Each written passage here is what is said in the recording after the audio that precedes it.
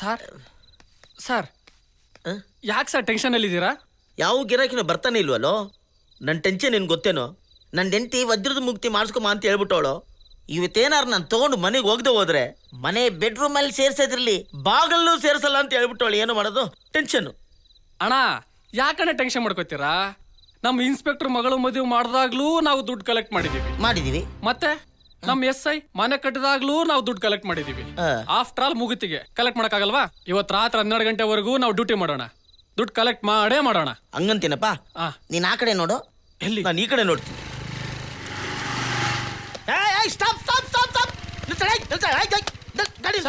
ಒತ್ಬಿಡ್ತೀನಿ. ಹಂಗೆ ಹೋಗ್ತಾ ಇದೆಯಾ? ವಾಸನೆ ಯಾವ್ದೋ ಬ್ರ್ಯಾಂಡು ಕುಡ್ಕೊಂಡ್ ಬರ್ತಾ ಇದೆಯೇನೋ? ನಾನು ಕುಡ್ದಿಲ್ಲ ಸರ್, ಕುಡ್ದಿಲ್ಲ. ಸುಳ್ಳು ಹೇಳ್ಬೇಡ. ನಿನ್ ಗಾಡಿ ವಯಸ್ಸು ಹತ್ರ ಇದ್ದಿದ್ದು ನಾನು ನೋಡಿದ್ದೀನಿ. ಉರ್ಬಾ, ಅದು ನಂದಲ್ಲ ಸರ್. ಉರ್ಬಲೇ, ಉರ್ಬಾ ಉರ್ಬಾ ಉರ್ಬಾ. ಏಯ್ ಉರ್ಬಾ ಉರ್ಬಾ ಉರ್ಬಾ. ಅದು ಸರ್ಕೆ ಎಳ್ಕೊಂತ ಇದೆಯಾ ಅಂತ ಉರ್ಬಾ. ಕೊಡಿ ಕೊಡಿ ಸರ್, ತಗೊಳ್ಳಿ ಸರ್, ತಗೊಳ್ಳಿ ಸರ್.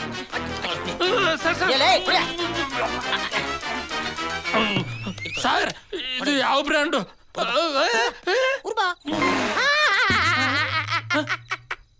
ಕುಡಿದು ಬಂದಿದ್ಯಾನ ಬಳಿ ಮಗನೇ? ಇಲ್ಲ ಸರ್, ದುಡ್ಡು ಇಲ್ಲ ಸರ್. ಸುಳ್ಳು ಹೇಳ್ತೀಯ? ಇಲ್ಲ ಸರ್. ಎತ್ತ ಕಾಸು ಜೋಬಲ್ಲಿ ದುಡ್ಡು ಇಲ್ಲ ಸರ್. ಒಂದು 1000ನೇ ಇರೋದು ಸರ್. ಸಾಕ್ಬಿಡ. 100 ರೂಪಾಯಿ ಆದ್ರೂ ಕೊಡಿ ಸರ್, ಪೆಟ್ರೋಲ್ ಹಾಕಿಸ್ಬೇಕು. ಸರಿ, ಇಲ್ಲಂದ್ರೆ ಗಾಡಿ ಕಿತ್ಕೊಂಡು ಕಳ್ಸ್ತೀನಿ ಬಳಿ ಮಗ. ಸರ್. ಬಿಡೋ ಗಾಡಿ ಇಲ್ಲೇ ನಿಂತ್ಕೊಳ್ಳಲ್ಲ.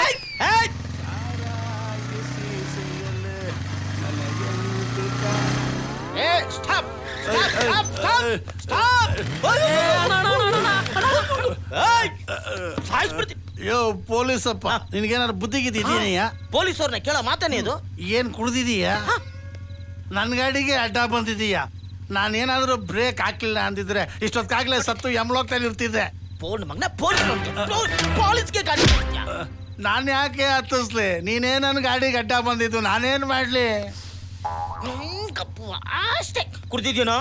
ಅಯ್ಯೋ, ಮುಖ ನೋಡಿದ್ರೆ ಗೊತ್ತಾಗಲ್ವಾ? ನಾನು ಕುಡ್ದಿದ್ದೀನಿ. ಮುಚ್ಕೊಂಡು ಫೈನ್ ಕಟ್ಟು, ಫೈನ್ ಕಟ್ಟು.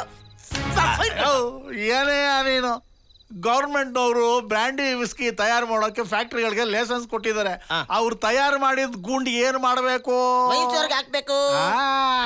ಈ ಸರ್ಕಾರದವರು ವರಮಾನಕ್ಕೋಸ್ಕರ ಬೀದಿರೋ ಅಂಗಡಿಗಳಿಗೆಲ್ಲ ಬಾರ್ ಲೈಸೆನ್ಸ್ ಕೊಟ್ಬಿಟ್ರು. ಈ ಕೋಟ್ಯಾಂತರ ರೂಪಾಯಿ, ಲಕ್ಷಾಂತರ ರೂಪಾಯಿ ಕೊಟ್ಟು ಲೈಸೆನ್ಸ್ ತಗೊಂಡಿರೋ ಓನರ್ಗಳು ಹೆಂಗಪ್ಪ ಬದುಕೋದು ಅಂತ ಯೋಚನೆ ಮಾಡುವಾಗ ನಮ್ಮಂತ ಕುಡುಕರು ಸ್ವಲ್ಪ ಕರುಣೆ ತೋರಿಸಿ ಸಹಾಯ ಮಾಡ್ತೀವಿ.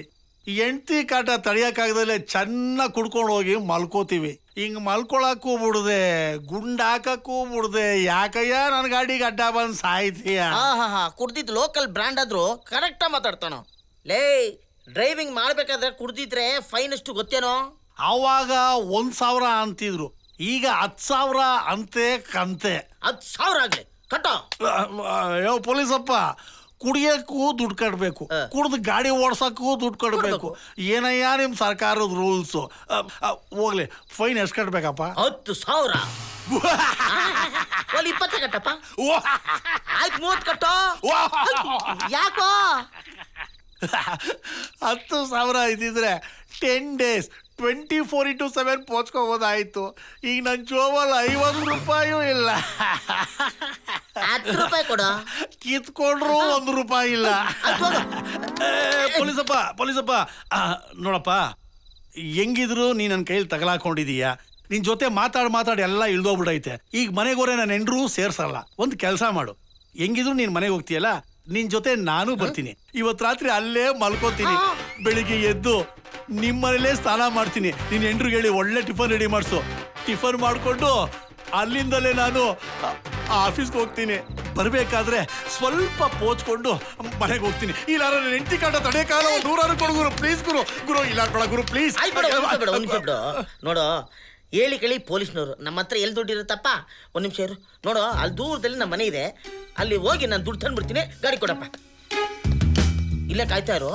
ನಾನು ಹೋಗಿ ನನ್ನ ಹೆಂಡತಿ ಹತ್ರ ದುಡ್ಡು ತೊಗೊಂಡು ನೀನು ತೊಗೊಂಬಂದು ಕೊಟ್ಬಿಡ್ತೀನಿ. ತಗ್ಯ ದಾನಶೂರ ಕರುಣ. ಇಲ್ಲ, ವೆಯ್ಟ್ ಮಾಡಪ್ಪ. ಕರುಣಾಮಯಿ ನಮ್ಮ ಪೊಲೀಸಪ್ಪ. ಲೋ ಶಂಕರ, 405 ಫೈಲ್ ತಗೊಂಬರ. ಸರಿ ಸರ್.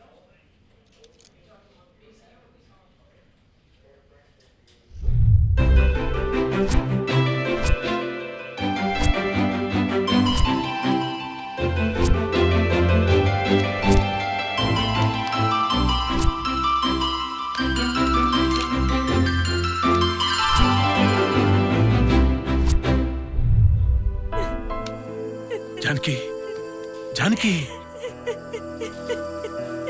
ಸಮಾಧಾನ ಮಾಡ್ಕೋ. ನಾವ್ ಏನ್ ತಪ್ಪು ಮಾಡಿದ್ದೀವಿ?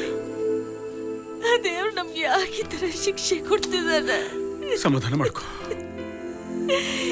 ಇದು ಒಬ್ಬ ಮಗಳನ್ನ ಕಿತ್ಕೊಂಡ್ಬಿಟ್ಟಲ್ಲ ರೀ.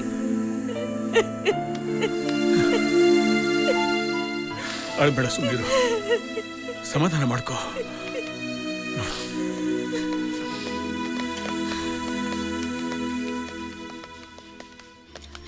ನಮಸ್ತೆ sir. Sir sir post mortem report ಬಂದಿದ್ರೆ ನಮ್ಮ ಮಗಳ ಬಾಡಿ ನಮಗ್ ಕೊಟ್ಬಿಡಿ sir.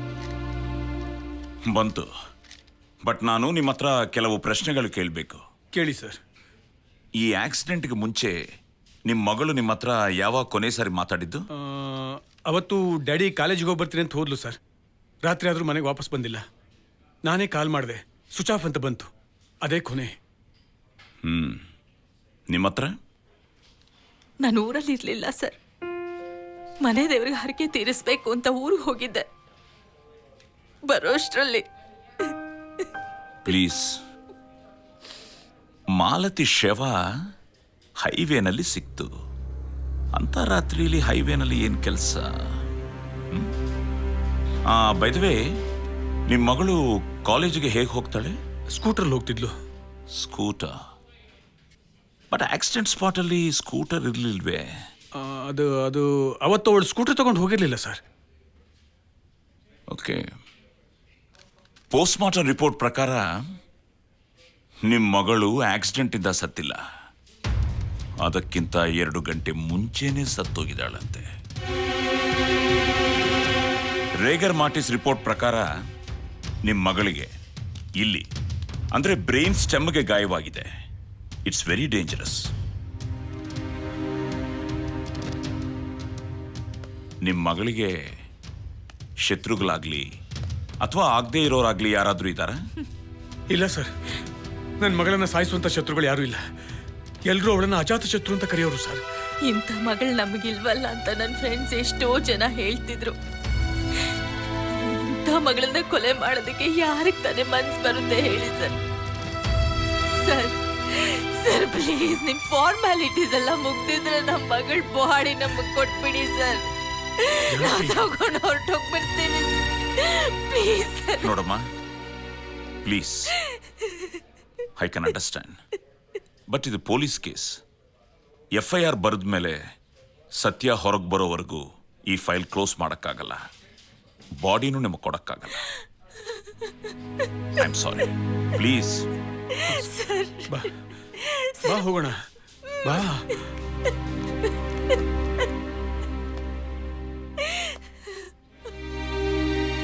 Next move BGS medical college. ಸರ್, ಮಾಲತಿ ಆಕ್ಸಿಡೆಂಟ್ನಲ್ಲಿ ಸತ್ತೋದ್ಲು. ಇದು ನಿಮಗೆ ತಿಳಿದಿರೋ ವಿಷಯ. Yes, she is very brilliant student. ಇದು ಮನೆಯವ್ರಿಗೆ ಮಾತ್ರ ನಷ್ಟ ಅಲ್ಲ, ನಮ್ಮ ಇನ್ಸ್ಟಿಟ್ಯೂಷನ್ ದೊಡ್ಡ loss. But it's not an accident, murder. What? Post mortem report ಪ್ರಕಾರ ಆಕ್ಸಿಡೆಂಟ್ಗಿಂತ ಮುಂಚೆನೆ ಸತ್ತಿದ್ದಾಳೆ ಅಂತ ಅರ್ಥ ಆಗ್ತಾ ಇದೆ.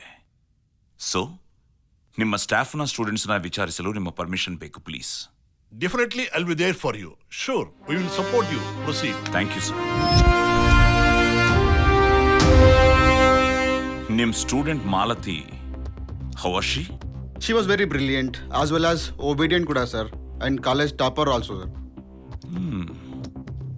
ಅಂತ ಹುಡುಗಿನ ಕೊಲೆ ಮಾಡೋ ಅವಶ್ಯಕತೆ ಯಾರಿಗಿದೆ? ಮಾಲತಿ ಪರ್ಸನಲ್ ಆಕ್ಟಿವಿಟೀಸ್ ಬಗ್ಗೆ ಸ್ವಲ್ಪ ಹೇಳ್ತೀರಾ? ಸಾರಿ ಸರ್, ಮಾಲತಿ ಚೆನ್ನಾಗಿ ಓದ್ತಾಳೆ ಅನ್ನೋ ವಿಷಯ ನಮಗೆ ಗೊತ್ತು. ಅವಳ ಬಗ್ಗೆ ಪರ್ಸನಲ್ ಡೀಟೇಲ್ಸ್ ಬೇಕಿದ್ರೆ ಅವಳ ಫ್ರೆಂಡ್ಸ್, ಕ್ಲಾಸ್ಮೇಟ್ಸ್ಗೆ ತಾವು ವಿಚಾರ ಮಾಡಿದರೆ better sir. Thanks for your time. Malathi ಇದೇ ಕಾಲೇಜ್ ಹುಡುಗಿ, ಅದು ನಿಮ್ ಕ್ಲಾಸ್ಮೇಟ್ ಬೇರೆ. ಕೊಲೆಯಾಗಿದ್ದಾಳೆ. ಮಾಲತಿ ಈ ರೀತಿ ಕೊಲೆ ಆಗ್ಬೇಕಾದ್ರೆ ಮುಖ್ಯವಾಗಿ ಏನಾದ್ರೂ ಅಫೇರ್ ಇರಲೇಬೇಕು. ನೀವು ನಿಜ ಹೇಳಿ, ಮಾಲತಿಗೆ ಯಾರ ಜೊತೆಲಾದ್ರೂ ಅಫೇರ್ ಇತ್ತ?